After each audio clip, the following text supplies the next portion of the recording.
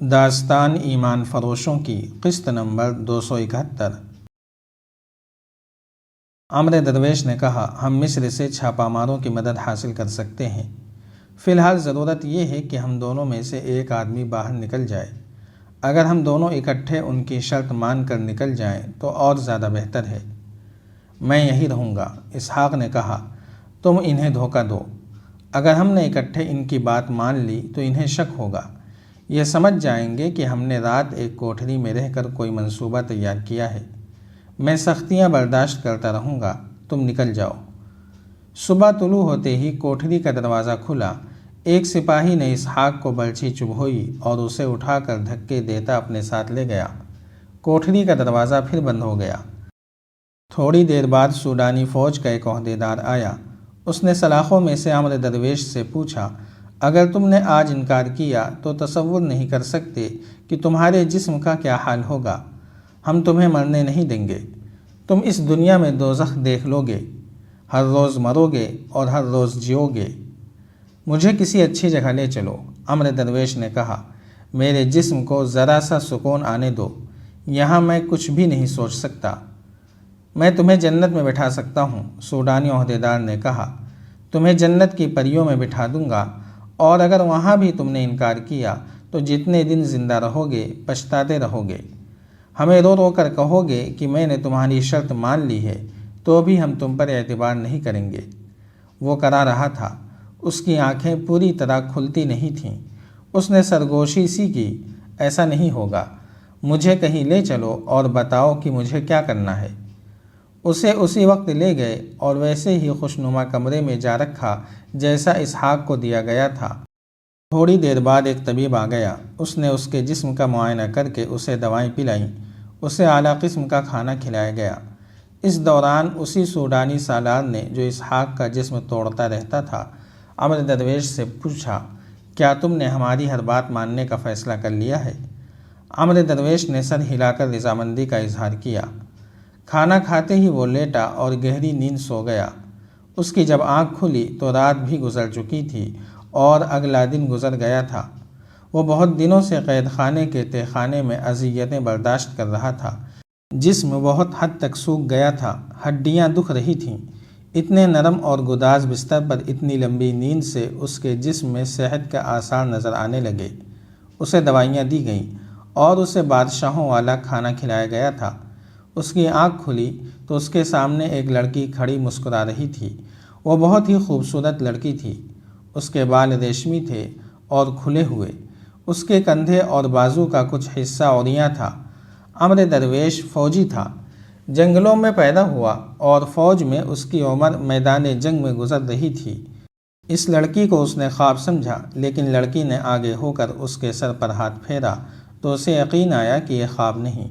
لڑکی باہر چلی گئی اور طبیب کو بلا لائی۔ طبیب نے اسے دیکھا اور دوا پلا کر چلا گیا۔ فوراً بعد 2 صلیبی آ گئے۔ وہ سوڈانی زبان روانی سے بولتے تھے، تقریب کاری کے ماہر معلوم ہوتے تھے۔ انہوں نے عمرو درویش کو اس مہم کے لیے تیار کرنا شروع کر دیا کہ وہ اپنے علاقے میں جا کر یہ نہیں بتائے گا کہ وہ قید میں رہا ہے، بلکہ یہ بتائے گا کہ میدان جنگ میں اسے ایک بزرگ ملے تھے جنہوں نے اس سے کہا تھا کہ مصری فوج کا سوڈان پر حملہ مصر کے لیے مہنگا ثابت ہوگا۔ مسلمانوں کے لیے بہتر یہ ہے کہ سوڈان کا ساتھ دیں ورنہ تباہ ہو جائیں گے۔ صلیبیوں نے اسے یہ بھی بتایا کہ وہ مجذوب عالم کے بھیس میں مسلمانوں کے دلوں میں صلاح الدین ایوبی اور مصر کی حکومت کے خلاف نفرت پیدا کرے گا۔ عمرو درویش خندہ پیشانی سے رضامند ہو گیا۔ اسی وقت اس کی ٹریننگ اور ریہرسل شروع ہو گئی۔ شام کے بعد اس کے آگے لڑکیوں نے کھانا چنا، شراب بھی رکھی گئی جو اس نے قبول نہ کی۔ کھانے کے بعد جب لڑکیاں دسترخوان سمیٹ کر لے گئیں تو ایک اور لڑکی شب خوابی کے لباس میں آ گئی۔ اس کا جسم نیم عریاں اور چال ڈھال اشتعال انگیز تھی۔ تم کیوں آئی ہو؟ عمرو درویش نے لڑکی سے پوچھا۔ آپ کے لیے، لڑکی نے جواب دیا۔ میں آپ کے پاس رہوں گی۔ تمہارا نام کیا ہے؟ عاشی، لڑکی نے جواب دیا اور اس کی پلنگ پر بیٹھ گئی۔ عاشی، عمرو درویش نے کہا، مجھے تمہاری ضرورت نہیں، تم چلی جاؤ۔ میں حکم لے کر آئی ہوں کہ مجھے آپ کے ساتھ رہنا ہے۔ مجھ سے یہ لوگ جو بات منوانا چاہتے تھے وہ میں نے مان لی ہے۔ عمرو درویش نے کہا، اب مجھے تم جیسے حسین فریب کی کوئی ضرورت نہیں رہی۔ میں جانتی ہوں، عاشی نے کہا، آپ کے متعلق مجھے سب کچھ بتا دیا گیا ہے۔ میں انعام کے طور پر آئی ہوں۔ مجھے یہ بھی معلوم ہے کہ آپ کو میری ضرورت ہے۔ سپاہی جب میدان جنگ سے آتے ہیں تو ان کی روح عورت کی طلبگار ہوتی ہے۔ میں ہارا ہوا سپاہی ہوں، عمرو درویش نے کہا، میری روح مر گئی ہے۔ مجھے اپنے جسم سے نفرت ہو گئی ہے۔ مجھے اس کی کسی بھی ضرورت کا احساس نہیں رہا۔ قید خانے میں ابلے ہوئے پتے کھاتا رہا تو بھی مطمئن رہا۔ یہاں اتنے اچھے کھانے کھائے ہیں تو بھی مطمئن ہوں، لیکن خوش نہیں ہوں۔ میں شکست خوردہ ہوں۔ لڑکی ہنس پڑی جیسے کسی نے جل ترنگ چھیڑ دیا ہو۔ شراب کے 2-4 گھونٹ آپ کو مسرتوں سے مالا مال کر دیں گے، لڑکی نے کہا۔ حلق سے اتر جائے تو مجھے دیکھنا، مجھ میں آپ کو پھولوں کا حسن نظر آئے گا۔ میری مجبوری یہ ہے کہ میں مسلمان ہوں، عمرو درویش نے کہا۔ ہم عصمتوں سے کھیلا نہیں کرتے، عصمتوں کی حفاظت کیا کرتے ہیں۔ صرف مسلمان لڑکیوں کی عصمتوں کی حفاظت کرتے ہوں گے، لڑکی نے کہا۔ میں مسلمان نہیں اور تم عصمت والی بھی نہیں، عمرو درویش نے کہا۔ پھر بھی میرا فرض ہے کہ تمہاری عصمت کا خیال رکھوں۔ لڑکی مسلمان ہو یا کسی اور مذہب سے تعلق رکھتی ہو، اپنی قوم کی ہو یا اپنے دشمن کی، مسلمان اگر ایمان کا پکا ہے تو اس کے عصمت کی حفاظت کرے گا۔ تم تمام رات میرے پاس بیٹھی رہو، صبح سب کو بتاتی پھرو گی کہ رات ایک پتھر کے پاس بیٹھ کر گزاری ہے۔ کیا میں خوبصورت نہیں؟ لڑکی نے پوچھا۔ تم جیسی بھی ہو میرے کسی کام کی نہیں، عمرو درویش نے کہا۔ میں تمہارے کام آ سکتا ہوں۔ اگر تم اس ذلیل زندگی سے آزاد ہونا چاہو تو میں تمہیں جان پر کھیل کر یہاں سے نکال لے جاؤں گا اور کسی شریف گھرانے میں آباد کر دوں گا۔ آپ سے پہلے بھی ایک یہاں آیا تھا، عاشی نے کہا۔ وہ بھی آپ کی طرح باتیں کرتا تھا، وہ بھی سوڈانی مسلمان تھا۔ میں آپ کی یہ بات نہیں مان سکتی کہ چونکہ آپ مسلمان ہیں اس لیے آپ عورت میں دلچسپی نہیں لیتے۔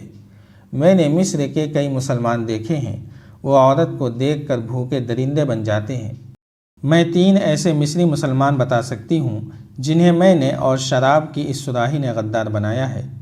وہ کیسے مسلمان ہیں؟ وہ ایمان فروش ہیں، عمرو درویش نے کہا۔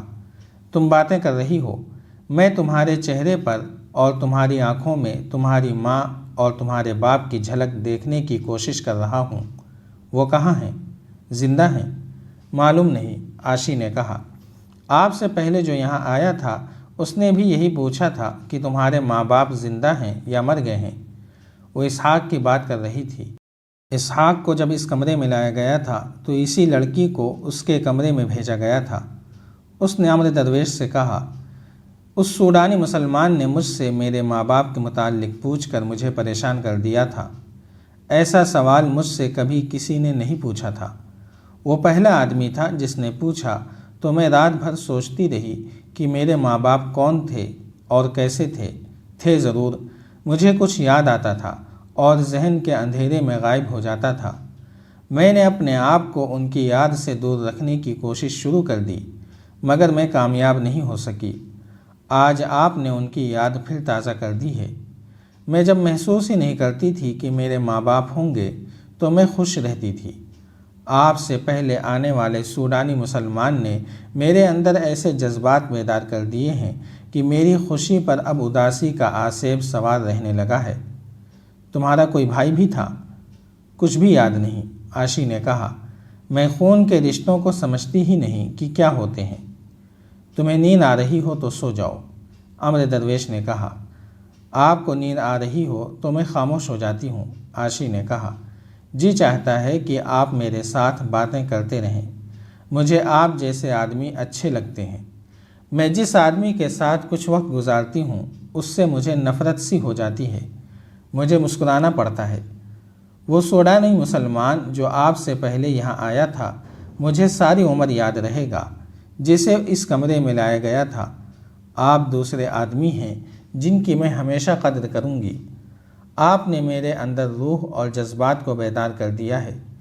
آپ مجھے شاید روح کی نظروں سے دیکھ رہے ہیں، دوسرے مجھے جسم کی بھوکی نظروں سے دیکھتے ہیں۔ جاری ہے، اگر آپ کو یہ قسط وار سلسلہ پسند آ رہا ہے تو لائک، شیئر اور کمنٹ کے ذریعے ہماری حوصلہ افزائی کریں۔ جزاک اللہ خیرا۔